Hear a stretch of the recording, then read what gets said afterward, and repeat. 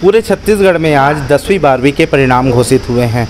हर तरफ टॉपर्स को लेकर चर्चा है, परंतु हम बालोद जिले के एक ऐसे वंडर गर्ल से मिला रहे हैं जो कि कक्षा 7वीं में पढ़ते पढ़ते 10वीं बोर्ड का एग्ज़ाम दिलाई है और एक अच्छे अंकों से उत्तीर्ण भी हुई है। हमारे साथ मौजूद है नरगिस खान और इन्होंने कक्षा 7वीं में पढ़ते हुए 10वीं में परीक्षा दिलाने की अनुमति मांगी थी और सरकार ने भी हंसते हंसते अनुमति दिया था। नरगिस, कैसा लग रहा है, कितना चैलेंजिंग था और कितना परसेंट आया है, सबको एक साथ बताएंगे। मतलब अभी जो मेरे रिज़ल्ट आए हैं वो बहुत अच्छे हैं और मैं उस रिज़ल्ट से बहुत खुश हूँ। 90.50% है जो मेरे आज के रिज़ल्ट्स हैं।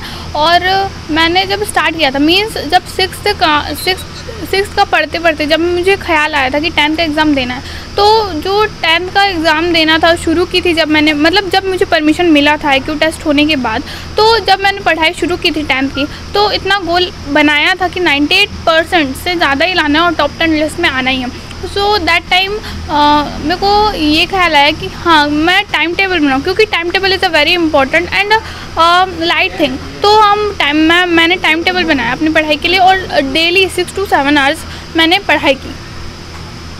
और ये चैलेंजिंग बोलो तो हाँ, जब हमारी परमिशन, मतलब मेरे जब अपीयर करना था जो 10 बोर्ड एग्ज़ाम, उसकी जब परमिशन मिली थी तो कहीं कहीं जाना पड़ा। जैसे IQ टेस्ट के लिए ही देख लिया जाए तो हमने नांदगांव गया, मतलब हम नांदगांव गए थे करीबन 4-5 दिन लगातार और 6-6 घंटा वहाँ हॉस्पिटल में बैठना था। तो it was something hard, but कुछ मतलब कुछ पाने के लिए कुछ खोना पड़ता है। सो मुझे अभी बहुत अच्छा लगा। अभी के अंकों से कितना संतुष्ट हैं? मैं भी it is very good marks, मतलब वो बहुत अच्छा मार्क्स है। बट मैंने 98% ये गोल बनाया था, तो मैं चाहती हूँ कि मेरे जो पेपर्स हैं वो रीओपन हो। आगे क्या तैयारी रहेगी 12th को लेकर और आगे फ्यूचर को लेकर? 12th मीन्स 11th में मैंने मैथ्स लूँगी मैं, मैथ्स।